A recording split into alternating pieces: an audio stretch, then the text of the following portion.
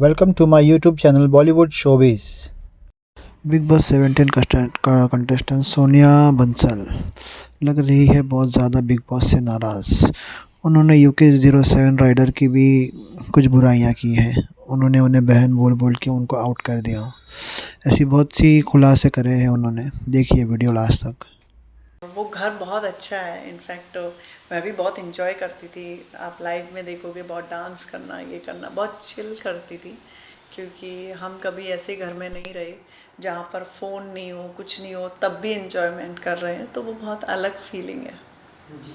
Big boss से घर में कुछ ना कुछ सीखने को मिलता है। आपको क्या कुछ सीखने मिला इस बार? ये सीखने को मिला कि किसी पे डिपेंड नहीं रह सकते हम।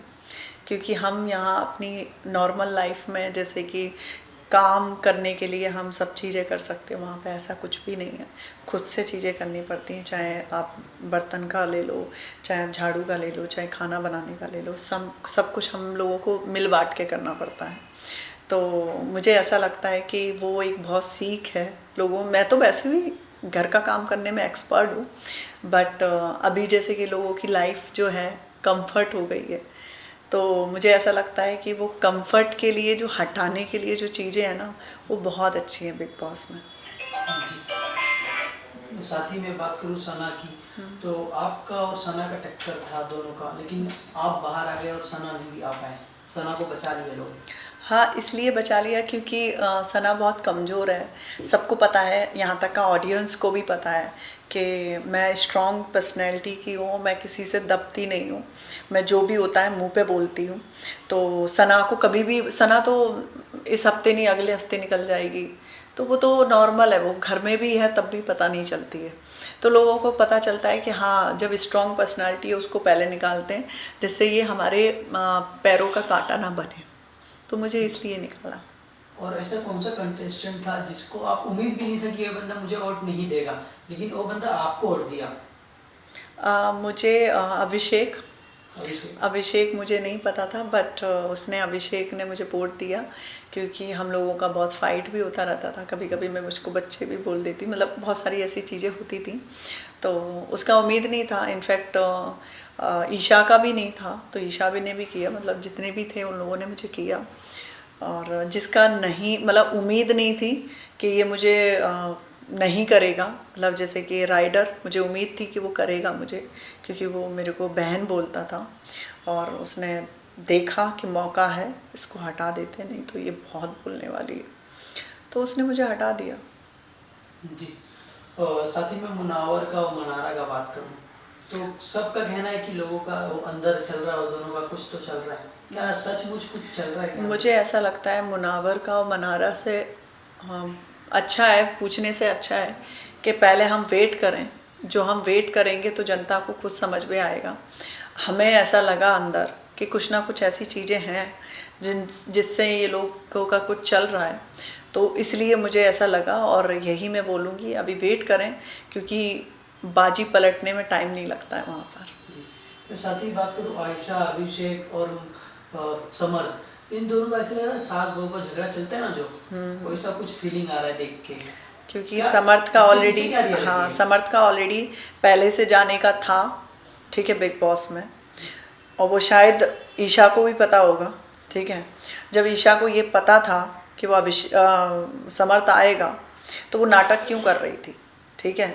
और जब समर्थ को पता था कि मैं जा रहा हूँ, फिर टेलीविज़न पे एक लड़की को बोलने वाला, वो कौन होता है कि झूठी है, तू मक्कार है, तू प्यार करता है तो ऐसे बोलने की ज़रूरत नहीं है। तो वो जो आप बोल रहे हो ना, सास बहू वाला चल रहा है बिग बॉस में। मुझे भी ऐसा लग रहा है कि एक आशिक, एक महबूबा, फिर एक और आशिक, तो वो थोड़ा पब्लिक को तो नहीं पसंद आएगा। ऐसा ही देखना है तो बिग बॉस क्यों देखेंगे? वो और टेलीविज़न पे बहुत सारे सीरियल चलते हैं, वो देख लेंगे। अभिषेक का इतने दिनों से बातचीत तो होता नहीं था, और अचानक से आयशा को देख के उनका दिल का प्यार जाग उठा। वो कह रहे कि तू मेरे से बात नहीं करेगी तो मेरे को बहुत फर्क पड़ेगा, ये पड़ेगा वो पड़ेगा। इसके पीछे का क्या रियलिटी है? उसके पीछे बोलूँगी थोड़ा रियलिटी तो है, क्योंकि एक टाइम पे एक बंदा एक जैसी बातें नहीं कर सकता। हम उस घर में 10-15 दिन थे, तो उस लड़के ने कभी उस लड़की के बारे में तो गलत नहीं बोला। ना ही वो उसका साथ छोड़ने, मुझे जैसे लग रहा है ये लड़का नहीं भी जाता तब भी वो साथ तो नहीं छोड़ता, जैसे कि उसने बोला है उसके बारे में, गलत बोला, मतलब जो भी है उनके रिलेशनशिप के बारे में कि वो उसको मार देता था, उसको ये कर देता था। तो मुझे ऐसा लगता है कहीं ना कहीं ईशा की बहुत सारी गलतियां हैं जो वो यंग एज में नहीं समझ पा रही है शायद। तो मुझे ऐसा लगता है वो तीनों की तीनों यंग एज तीनों के तीनों वो ड्रामा जो क्रिएट करने वाला नहीं होता बच्चों वाला, वही कर रहे हैं। और ये जो जंग छिड़ी हुई है टीवी और यूट्यूबर, ये क्या है? ये राइडर ने फैलाया है। जी। राइडर को ऐसा लगता है उसकी बहुत बड़ी कौम है यहाँ पर जो उसको सपोर्ट करती है। मैं उस कौम को बोलना चाहती हूँ, प्लीज़ सच का साथ दें। वहाँ पर टेलीविज़न के लिए कोई अलग ट्रीटमेंट ऐसा नहीं है कि अलग खाना आता है, अलग चीज़ें आती हैं, ऐसा कुछ भी नहीं है। जो हमें मिलता है वही सारी टेलीविज़न को मिलता है, सब चीज़ें वही हो रही हैं। तो प्लीज़ ऐसी चीज़ें राइडर अंदर जो फैला रहा है वो गलत है, ठीक है। इनफैक्ट वो कुछ करता भी नहीं है वहाँ पे, मेरे साथ में था, मेरे साथ में घूमता रहता था। इनफैक्ट मेरे से आपने देखा भी वो लाइव में, तो उसने मेरे को बोला था कि मैं तुम्हारा साथ नहीं छोड़ूंगा। और जब बारी आई बात की तो उसने क्या किया, सना के साइड चला गया और सना से उतना बातचीत भी नहीं था उससे। तो मुझे ऐसा लगता है कि ऐसे झूठे इंसानों का साथ मत दो। आप भी एक यूट्यूब पे हो या टेलीविज़न पे हो, आपके अंदर भी ब्रेन है, आपको बस देख के समझना है कि ये सच क्या है और झूठ क्या है। तो बस मैं इतना बोलना चाहूँगी कि किसी के बातों में आके आप लोग जंग मत छेड़ना। कोई ऐसी चीज़ है जो लोगों के सामने अब तक ना आया हो और आप खुलासा करना चाहें? जिग्ना, जी। मैं जिग्ना के बारे में बोलना चाहूँगी। जी। जिग्ना बोलती है मैं बहुत स्ट्रॉन्ग पर्सनालिटी की हूँ, मीडिया वालों को गाली देती है, ठीक है, बहुत कुछ बोलती है कि मीडिया में ही थी, मीडिया वालों ने साथ नहीं दिया। ऐसे इंसानों का साथ कौन देगा जो पीछे से बात करने वाले हो।